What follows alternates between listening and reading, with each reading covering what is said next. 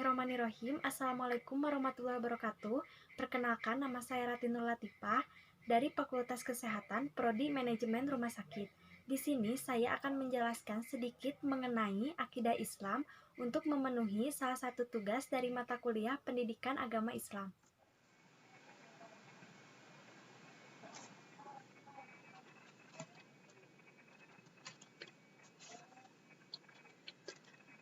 Kali ini saya akan mempresentasikan tugas dari Bapak dosen, Bapak Andreas Nur Kamil Al-Bustami, SPDI, MPDI.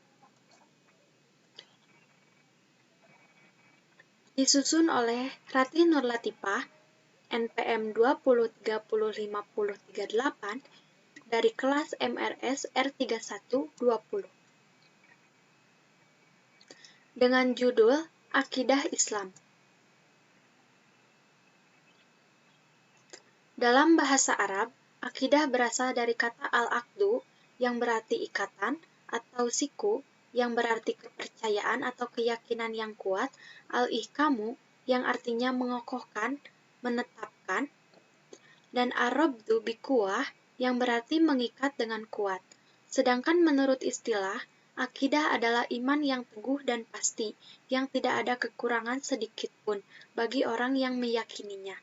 Jadi, akidah Islamnya adalah keimanan yang teguh dan bersifat pasti kepada Allah dengan segala pelaksanaan kewajiban, bertauhid dan taat kepadanya, beriman kepada malaikat-malaikatnya, kitab-kitabnya, rasul-rasulnya, hari akhir, takdir baik dan buruk. Iman itu boleh bertambah dan berkurang. Malah, iman seseorang boleh dihinggapi penyakit. Ada iman senantiasa bertambah, yaitu iman para nabi dan rasul. Ada iman yang tidak bertambah atau berkurang, yaitu iman para malaikat. Ada iman yang kadang-kadang bertambah dan ada ketikanya menurun, yaitu iman kebanyakan orang mukmin. Yang selanjutnya adalah pembagian akidah atau tauhid.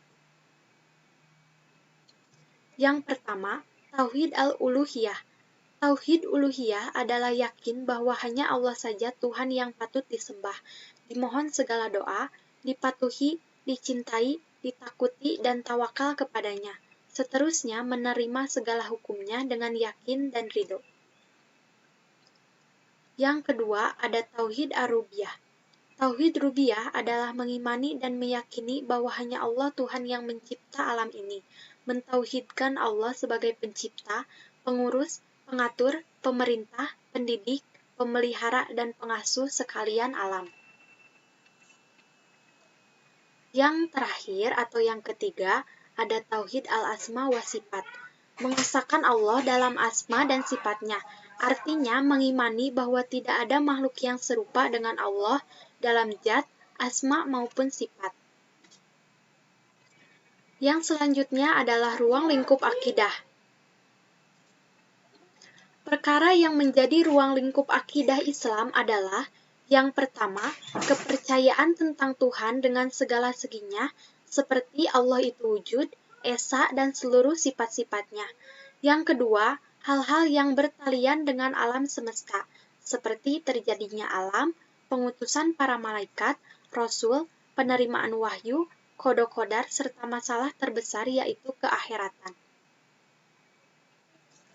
Tingkatan akidah. Tingkatan akidah yang pertama yaitu taklid, yaitu tingkat keyakinan yang didasarkan atas pendapat orang yang diikutinya tanpa dipikirkan. Yang kedua yakin, yaitu tingkat keyakinan yang didasarkan atas bukti dan dalil yang jelas, tetapi belum sampai menemukan hubungan yang kuat antara objek keyakinan dengan dalil yang diperolehnya. Hal ini memungkinkan orang terkecoh oleh sanggahan-sanggahan atau dalil-dalil lain yang lebih rasional dan lebih mendalam. Yang ketiga adalah ainul yakin, yaitu tingkat keyakinan yang didasarkan atas dalil-dalil rasional, ilmiah, dan mendalam, sehingga mampu membuktikan hubungan antara objek keyakinan dengan dalil-dalil, serta mampu memberikan argumentasi yang rasional terhadap sanggahan-sanggahan yang datang. Ia tidak mungkin terkecoh oleh argumentasi lain yang dihadapkan kepadanya. Yang keempat, hakul yakin, yaitu tingkat keyakinan yang di samping didasarkan atas dalil-dalil rasional ilmiah dan mendalam, dan mampu membuktikan hubungan antara objek keyakinan dengan dalil-dalil, serta mampu memberikan argumentasi yang rasional, selanjutnya dapat menemukan dan merasakan keyakinan tersebut melalui pengalaman agamanya. Yang selanjutnya adalah fungsi dan peranan akidah. Yang pertama, menuntun dan mengembangkan dasar ketuhanan yang dimiliki manusia sejak lahir. Yang kedua, memberikan ketenangan dan ketentraman jiwa. Yang ketiga, memberikan pedoman hidup yang pasti. Bahaya penyimpangan akidah. Penyimpangan pada akidah biasanya disebabkan oleh sejumlah faktor di antaranya. 1. Tidak menguasainya pemahaman akidah yang benar karena kurangnya pengertian dan perhatian. Yang kedua, fanatik kepada peninggalan adat dan keturunan, karena itu dia menolak akidah yang benar. Yang ketiga, taklid buta kepada perkataan tokoh-tokoh yang dihormati tanpa melalui seleksi yang tepat sesuai dengan argumen Al-Quran dan Sunnah. Yang keempat, berlebihan atau ekstrim dalam mencintai dan mengangkat para wali dan orang soleh yang sudah meninggal dunia, sehingga menempatkan mereka setara dengan Tuhan atau dapat berbuat seperti perbuatan Tuhan. Yang kelima, lengah dan tak acuh dalam mengkaji ajaran Islam, disebabkan silau terhadap peradaban Barat yang materialistik itu.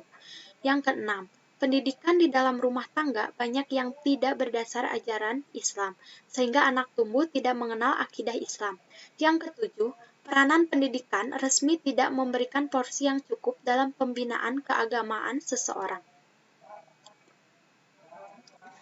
Sekian yang dapat saya sampaikan. Mohon maaf apabila ada salah kata, karena saya hanya manusia biasa yang tidak luput dari salah dan lupa. Dan kesempurnaan hanya milik Allah Subhanahu wa Ta'ala. Wassalamualaikum warahmatullahi wabarakatuh.